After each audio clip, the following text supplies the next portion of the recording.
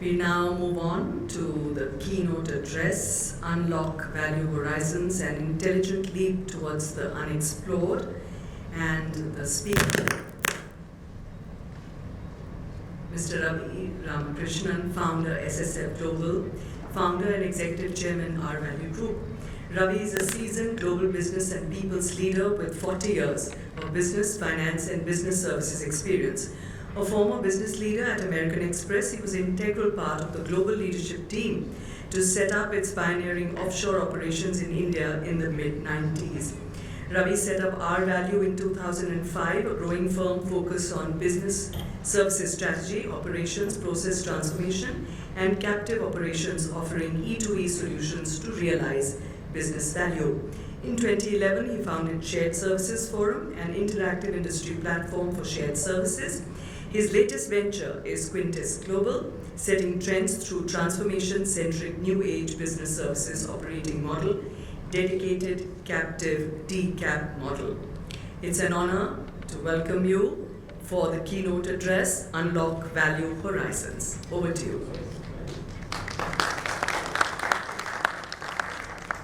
Very good afternoon. It's a pleasure to meet each one of you today, and I think Rakesh set the right tone. And as Rakesh put it, he and I thought of this 12 years back, and it's just been a journey of a different kind. And I always believe knowledge sharing is one of the most important duties which we perform as practitioners. And I think many of the people present here are as much part of this journey as we are trying to do. And I think as we start looking at some of these milestones of our journey, what comes to our mind is that we always look at something which is unexplored. Continuously, like people talk about best practices and we get on to the next practices. And that's because the world is moving so fast and so different. And when we look at unlocking or unlocked value horizons, I really feel it's a call to action. It is not something which we are talking about, should we not. I think there's an option choice on that for us. We have to unlock value horizons.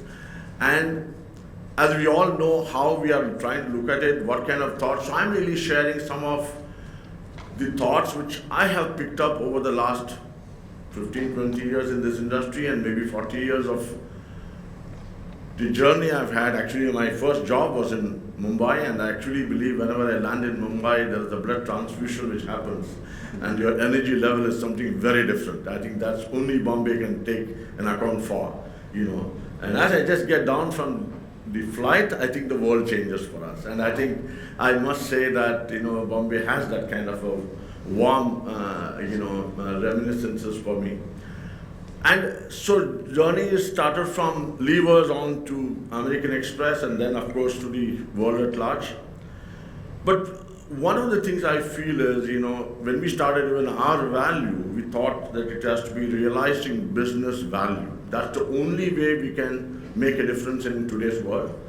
And that's where the question which we are talking in, as we are trying to set the tone, is this going to be what we see today? Not necessarily. Of course, horizon by design is supposed to be the farthest you can see, right? And so as we look at today, I'm just sharing some of the thoughts. I'm sure there'll be a lot of perspectives. This is not prescriptive. This is actually a sharing a thought as it talks about the leap of the unexplored. And I really want all of us to deliberate, and as we walk through this journey of few of the hours, I think I really look forward to some of your inputs and perspectives as we go. So what I thought was, given the focused time, and we have got many sessions as Sangeeta talked about, I think we will possibly look at how do we unfold this horizon. What are the 3-4 areas I think I would like to kind of connect with you and share with you. First one is, why value horizon, right? because horizon, of course, is, as we are talking about, farthest you can see. But there is more to it, as I have learned. Actually, one of the things we talked about, I would say, 2014 or 15. At the time, we actually coined the term that we are not just India, we are actually global India, because we have truly become global in whatever we are doing. And anything which happens in India has a connect with overseas or international. So when we talk about value horizon, we have to see in that context. Why? And I will share some of my thoughts. What's changing the horizon? There's no big discovery, but I will specifically talk about one or two points which why is and what's changing the value horizon. What are enterprise functions? And this is something which we have walked a journey over the last many years. And last but not least, how to unlock value horizons as I see. These are the 4 topics I thought I'll quickly cover in the next 15 to 20 minutes. So, talking about horizon, I thought it's useful to bring a reference to the context. This is a model which McKinsey has talked about 23 years back. 2000 was the time when this model was unfolded, and one of the pioneering models at that point in time. And I think the reason why I picked up this to talk about is there is a reference to the context. What has changed today is also equally important for us, okay? And this is one model which has been deliberated not just by McKinsey, but Harvard and Stanford to see what is happening today. And the world of startup and world of Fortune 500 companies have deliberated this model. We are not going to deliberate that. But the interesting part of it is, we always talk about, core business or sub-core or non-core. That's one part of it. But that's only one of the 3 horizons which organizations deal with. That is not the only horizon. What is more is really the emerging business and new business. This is something which entrepreneurs or industrialists who have vision, which talking about horizon, have been able to do it continuously. When organizations sustain for 150 years, 200 years, that's what happens. So, talking about this, the context is 3 of now, next, and new. These are the 3 horizons we are really talking about when we talk about horizons. Having said that, the most important thing I wanted to say, which has changed this model, or which is trying to unfold a new horizon in this model itself, is that if you see x-axis and y-axis, there is time and value, but the time has been replaced by speed of deployment. There's no longer this sequential stuff that, okay, horizon 1, horizon 2, horizon 3. It doesn't happen any longer. Today, the x-axis is speed of deployment. If I can share with you, I once upon a time I used to create 7 years business case. I used to talk about 5 years business case. We talk about 3 years business case.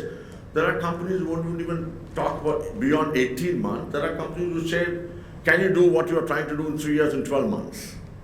All in this global India, right? So we have seen such corporations.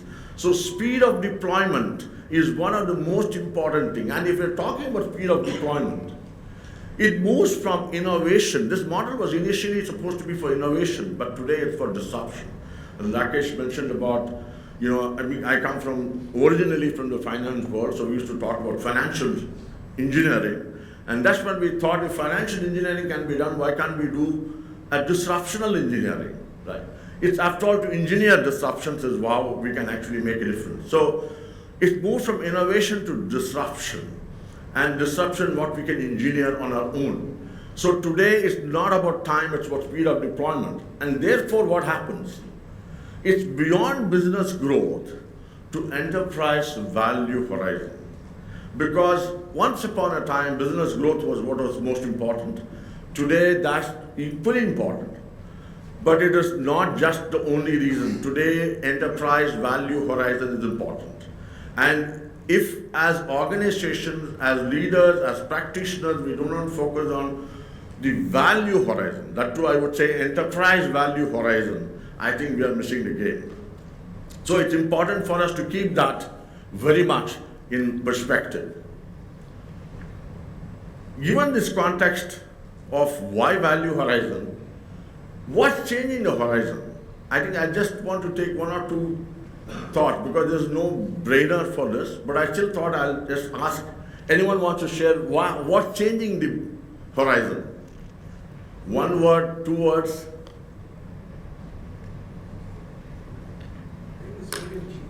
Speed of change. Very nice.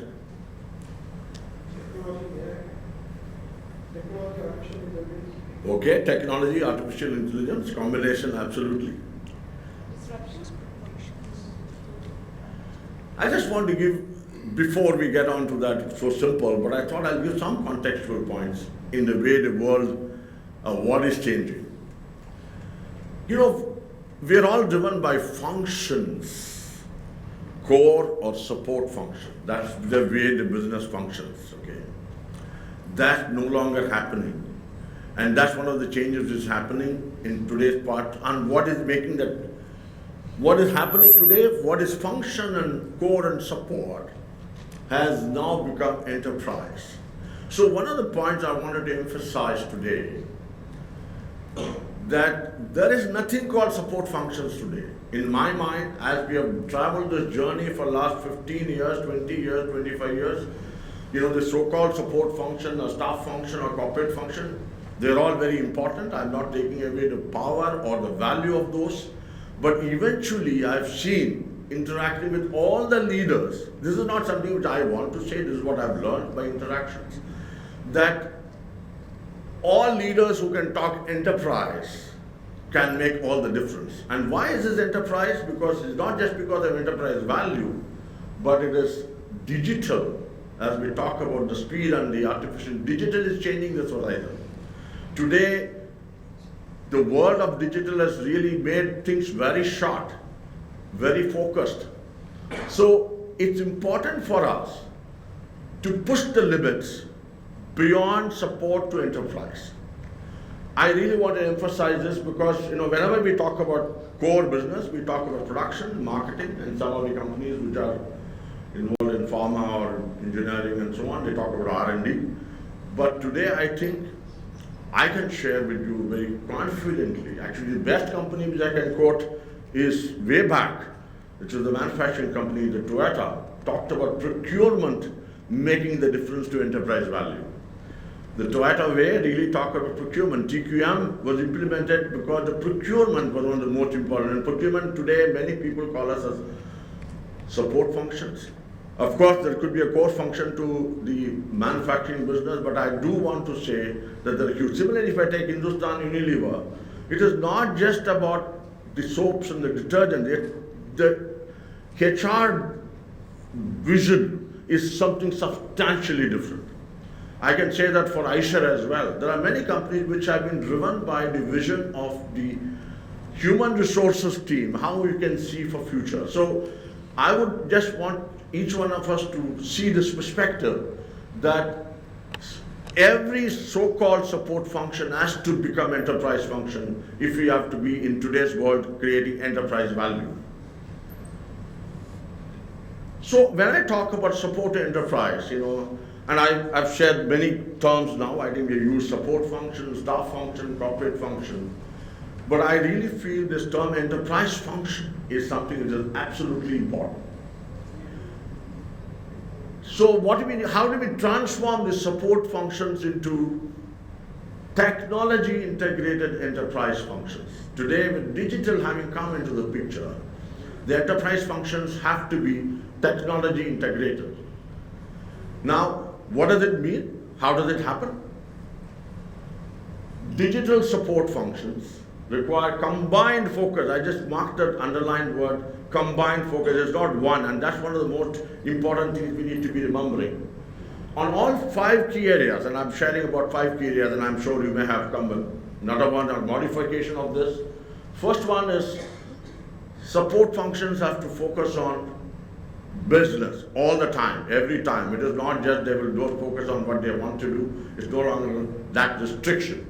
This has already happened for many years now.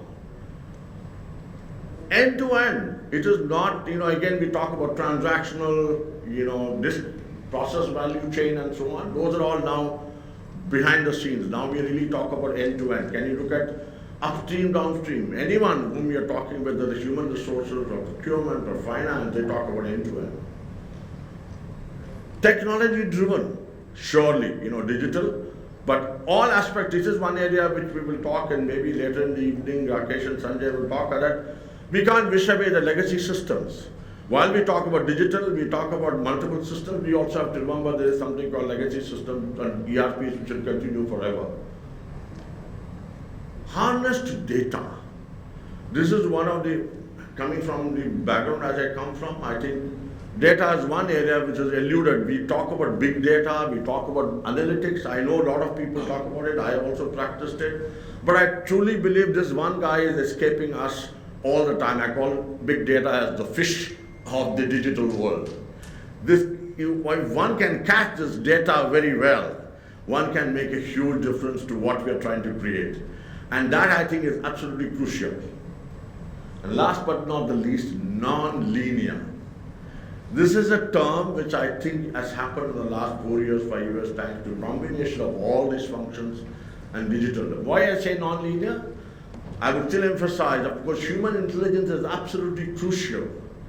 At the same time, that the way we will bring in this human intelligence with this artificial intelligence or whatever we want to talk about, that's the power which we need to make sure we do this. But eventually, we cannot look at linear, anything. Everything is non-linear. Can I just make sure I grow 10x, but my costs go at only 5x? That's the kind of non-linear we are talking about. So these are the 5 elements which make enterprise functions, support functions, become enterprise functions. Now, digitally powered, I think I just want to give a context here because at the end of the day, this is the core and crux of what we're talking about. Digital strategy, I think one of the things I personally feel that today we are doing a lot of actions which are piecemeal. It does not work that way. I think there are companies which say, I'll do finance function first, I'll do this function first, this function I'll do later. I think these are all fine, but eventually there must be one digital strategy which actually works. And it really has to look at strategic possibilities of creating new insights, new markets, new products. That's the first one. And it cuts across business units and functions. Take aligned to strategy. This is one of the areas I feel quite often, I would say actually I use the term fit for purpose. Quite often people feel that we want to use technology because somebody else is saying this is great technology. We actually use the term in our shared services forum, BIC to BIC, which is best in class to best in context. I think it's absolutely crucial that we look at what is fit for purpose tech investments on support functions. And here is another one that quite often investment for support functions don't come. Even senior leaders feel I would like to put in the core business rather than support. But my experience has been that's one of the most challenging one in enterprise value. If you don't invest in support functions to make it enterprise functions, you may actually lose enterprise value. I think this is something a lot of established researchers are proving. If you invest in HR, if you invest in finance, if you invest in procurement, if you invest in IT, of course IT is now getting its own due place, you may actually take away. But that's why there are organizations which grow, but they lose enterprise value because they have not actually invested in enterprise functions. And last but not the least, the digital change. How do we really make sure that this change actually happens? This is where it's a million-dollar question which we keep answering every day. It's not only to adapt, but also adopt in terms of what we can do. The point I was saying that, the impact is plus or minus. This is important for us. I think we talk about enterprise value as one thing which grows, but if we don't invest and make support functions as an enterprise function, and that's why I'm saying call to action. If we do not unlock value horizons in support functions becoming enterprise functions, please take it from me as my personal experience, you will lose enterprise value. Organizations which are growing in enterprise value focus on all these support functions and transform them into enterprise functions. This is both ways are very true. So, pretty much the last one which I want to quickly talk about to summarize, how do we unlock value horizons? These are some of my thoughts, and I'm sure you will have more, and each one of you had, I think, leaders like Vikram or Animesh or whoever it is, Sanjeev, so many things which are happening in this world today. First, have a mindset, and I'm a strong believer of mindset which changes everything in this business. It is not just strategy, it is not just culture, it is, of course, today we talk about growth mindset. I actually feel we have to go to value mindset. I'm not saying growth mindset does not include it, but I just want to make sure that it is not linked to only growth, which is business growth. That's why I actually say enterprise value mindset. Holistic strategy, not just functional strategy. It has to be holistic. Disruption by collaboration. This is another important area. I think today, and I can share with you, many of the leaders here are present, have walked the distance of how the support functions have evolved from the world of shared services to BPO to BOT to BOM, and so many things are happening. I think people are still walking the same path. I sometimes wonder how have they not made the best use of this 25 years of learning and change the path. I think it's important that every organization should first reflect what operating model should I look at? How do I disrupt? And it's not about consultants. I'm again actually one of the things we used to talk about. We are not consultants, we are actually consultants. We really want to make sure we work with organizations to make a difference. The reason why I'm saying this is, one has to disrupt. You don't have to bring every capability inside. If there is an AI tool which I can use very well, I might as well use that tool. But deploying that tool needs a lot of application of mind. So, and that is important. I've seen a lot of companies, even people talk about great tools with great features, 40% utilization. They don't use 100%. They pay for 100%, but there's capacity. People talk about capacity utilization for companies and factories. Someone can look at capacity utilization of the systems and processes we have. You will really have a huge challenge. That's one of the biggest things I would say when people talk about digital. Please make sure what's the capacity utilization of that tool or that system or that process for your company. I think this is one of the most important things I would say. But you disrupt by collaboration. Get people who have experienced it all the time, every day. Data readiness, single source of truth is, I think, still a mirage sometimes. I feel people talk about it. I used to talk about it for 30 years back. Today also I talk about single source of truth.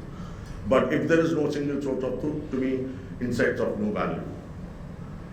Value delivery driven. These are the 5 areas by which one can unlock the value horizons. And I truly know, and I don't want to take your time, but I just wanted to make sure, and I believe angel lies in the detail. If you talk about 5 horizons, what does it mean? So I have one or two bullets to just demonstrate. I'm not going to walk through each and every aspect of it. What is enterprise value mindset? To me, prioritize transformation of support functions. Don't think it is support. It is very important. Speed to action. I think Vikram talked about speed to change, speed to action with technology integration is absolutely crucial. If then only you will see what happens. Holistic strategy, single to multiple functions beyond. I've heard people talking, we have consolidated, we have centralized, we have done this, we have done that. Heaven's sake, consolidation is not, that's just a small piece of the whole thing. That's just a mechanical part of the whole thing. The transformational part of it is completely different. So it's important people have to look at the holistic strategy, end to end, not incremental. It has to be a coherent strategy. It has to be not incremental. I think this is one thing I would say, call to action. Let's not say I will do, actually I've seen people saying, I will do in HR this part of it. I will do in finance this part of it. In procurement I'll do this part. As it is, you're looking at one function. And you're saying that part of the function, I think it's just going to give you any amount of digital advantage. Disruption by collaboration, in-house to dedicated capabilities. Everything you need not have in-house. You don't need to. That's the power of world today. I grew up in an automobile company also, where I know that it is shop made versus bought out is what makes all the difference. I can assemble anything and everything, but I don't have to produce everything. That's the power of the dedicated capabilities working for us. CapEx to OpEx, and people capacity into capability. I think we have a lot of people, and I think personally I'm a very people-focused person. I feel people interest is very important. But I think it is not just about people, it's about capacity to capability. I would really recommend it is talent mix and reskilling is what is most critical from a people point of view. And if you want to disrupt that, please do it. Find a way to do it in a different way. Data readiness, agile, actionable, data-driven insights from single source of truth. I think if somebody can run just one initiative, one single source of truth, you'll find how many sources of truth you really have.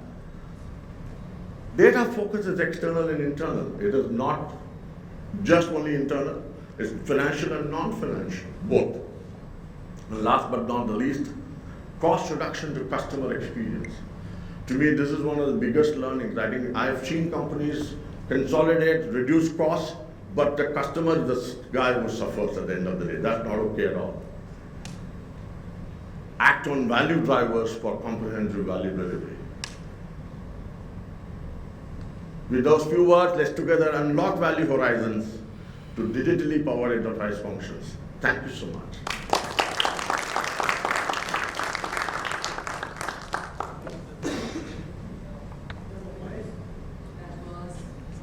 Ramakrishnan.